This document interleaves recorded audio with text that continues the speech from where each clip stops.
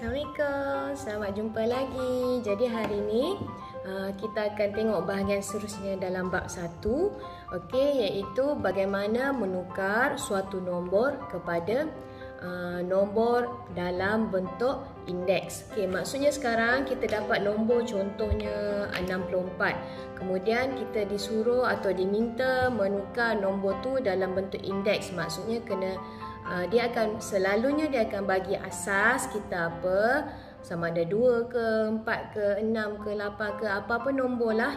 Kita tukar dia, dia bagi asas dan kita tukar dia jadi bentuk indeks. Maksudnya ada nombor asas dan juga ada indeks.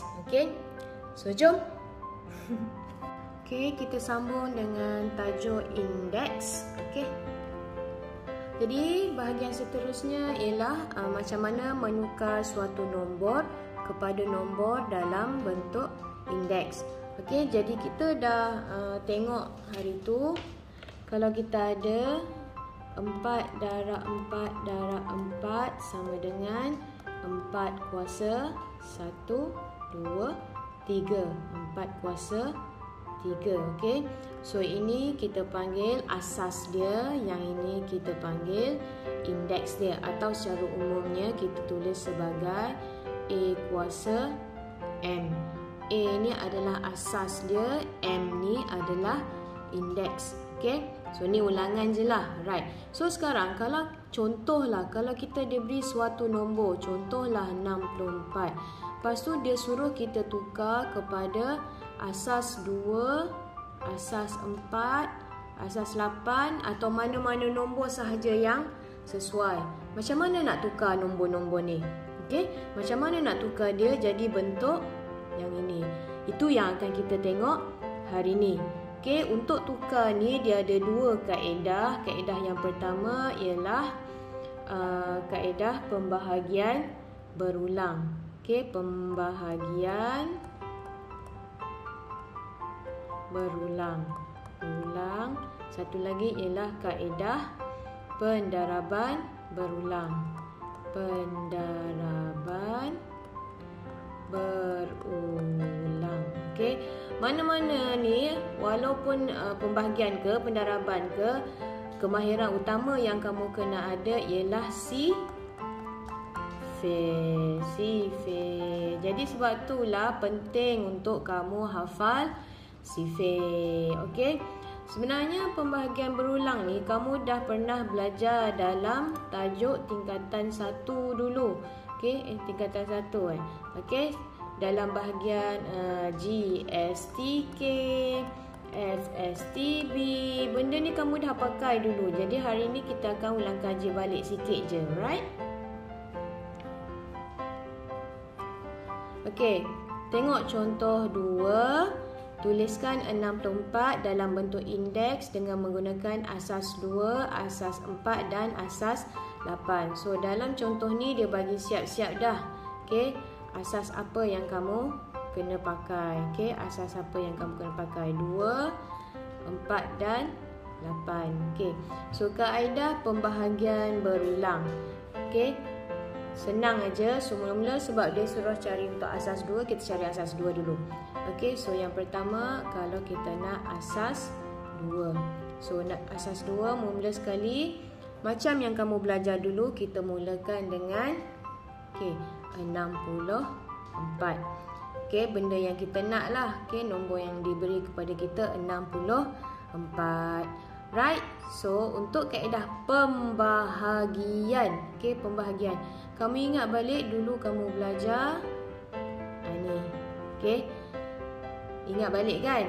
So sebab dia kata asas 2, jadi sebelah sini kita letak 2. So 64 bahagi 2 adalah 32. Lepas tu selagi belum habis, teruskan pembahagian. Seterusnya bahagi lagi 2. 32 bahagi 2 akan dapat 16. Lepas tu sambung lagi, tak habis lagi. 16 bahagi 2 akan dapat 8. 8 bahagi 2 akan dapat 4.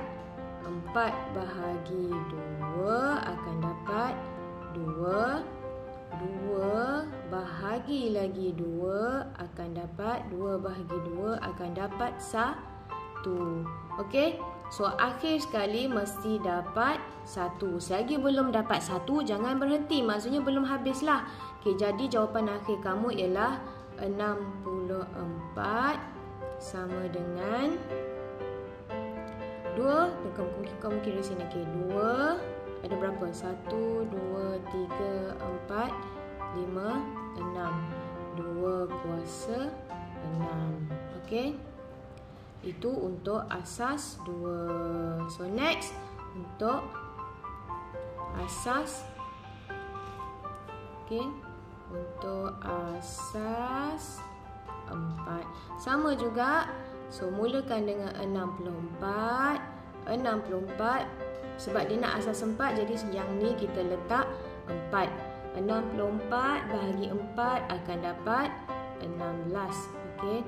Lepas tu 16 bahagi 4 akan dapat 4. Okey. Lepas tu 4 bahagi 4 dapat 1. Okey, dapat 1 dah kan? So dapat 1 dah, maksudnya habislah. Alright, jadi jawapan kamu ialah 64 sama dengan 4 kuasa. So kira 1, 2, 3. 4 kuasa 3. Okey. Last sekali, kalau dia nak dalam asas 8. Okey, so asas 8, 64 bahagi 8. 64 bahagi 8 adalah 8. Okey, 8 bahagi 8 adalah 1. Okey, so jawapan dia 64 adalah 8. Ada 1, 2. 8 kuasa 2. Okey, so kaedah yang ini adalah mudah untuk kamu faham sepatutnya, sebab kamu dah belajar benda ni dulu. Sebelum masuk tingkatan 3 ni, kamu sudah belajar kaedah pembahagian berulang ni. Okey, jadi sepatutnya tiada masalah. Okey, now kita pergi pada kaedah yang kedua, iaitu kaedah pendaraban berulang. Okey, kaedah pendaraban berulang ni pun sama juga, kena hafal sifir juga. Okey, so kalau dia nak asas 2, maksudnya kamu kena buat macam ni lah. Okey, yang ni macam pengiraan dia macam duduk dalam otak. Okey, 2 darab 2. Okey, so 2 darab 2 adalah 4. Okey, lepas tu 4 kita nak 64, jadi tak dapat lagi. Okey, so darab lagi 2. Okey, 2 darab 2 darab 2 darab 2 adalah 8. Okey, tak dapat lagi 64. Lepas tu darab lagi 2. Okey, dapat 8 darab 2 dapat 16. Okey, tak dapat lagi ni. Okey, darab lagi 2. 16 darab 2 akan dapat 32. Okey, belum lagi dapat, baru sampai tahap 32. Okey, sekali lagi, tambah lagi sekali, tambah lagi, darab lagi sekali. So 32 darab 2 dapat 64. Okey, so jawapan dia 64 adalah 2 kuasa 1, 2, 3, 4, 5, 6. 2 kuasa 6. Okey, jangan lupa indeks mesti tulis kecil. Indeks mesti tulis kecil. Mesti bezakan dengan asas. Okey, next. Kalau dia nak dalam asas 4. Okey, kalau dia nak asas 4 sama juga. 4 darab 4 ini baru dapat 4, 4, 16. Okey, darab lagi 1. 4 darab 4 darab 4. 16 darab 4 adalah 64. So dapat dah benda yang kita nak. Okey, oleh itu 64 adalah 4 kuasa 1, 2, 3. 4 kuasa 3. Alright. Okey, last sekali dia nak asas 8. Okey, so ini 8 darab 8. 8 darab 8 adalah 64. So yang ni simple je. So 64 adalah 8 darab 8, 8 kuasa 2 sebab 8 darab diri dia sendiri sebanyak 2 kali. Okay, very easy, very simple. Okay, sepatutnya tak ada masalah untuk kamu. Kalau kamu tanya saya lah kaedah mana yang saya suka pakai, sama ada antara kaedah pendaraban atau kaedah pembahagian berulang ni, sebenarnya saya lagi suka pakai kaedah pembahagian berulang. Okay, sebab apa? Sebab dalam kaedah ni kamu boleh nampak flow kerja kamu atau flow pengiraan kamu dengan jelas. Okay, lagipun kamu dah belajar kaedah ni sebelum ni kan? Cuma mungkin kamu lupa je lah. Jadi untuk refresh balik, saya tunjuk je tadi kan. So sepatutnya dah faham lah. Okay, sebab dia simple je.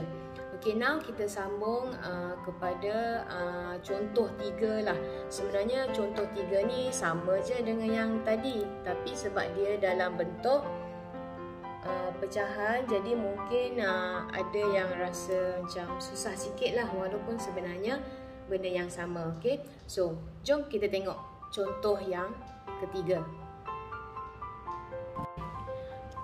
Okay, dalam contoh 3 ni, okay, dia nak 32 per 3125 dalam bentuk indeks menggunakan asas 2/5. Okay, soalan ni pun simple je sebab dia dah bagi asas yang dia nak. So iaitu 2/5. So yang ini 32 ni kita akan bahagi. Sebab saya suka kaedah pembahagian, saya tunjuk kaedah pembahagian lah ya. So 32 bahagi dengan 2. So 32 bahagi dengan 2 akan dapat 16. Okay, 16 bahagi 2 lagi akan dapat 8. Okay, 8 bahagi dengan 2 lagi akan dapat 4. 4 bahagi 2 lagi akan dapat 2. So last dah ni, 2 bahagi dengan 2 akan dapat 1. Okey, so kita kira 1, 2, 3, 4, 5. Jadi N dia ataupun bilangan dia adalah 5. Okey, so ni baru bahagian atas. Okey, bahagian bawah pula 3125 mesti bahagi dengan 5. Okey, so 3125 bahagi 5 akan dapat 625. Ni kalau kamu tak boleh kira ni, pakai kalkulator lah.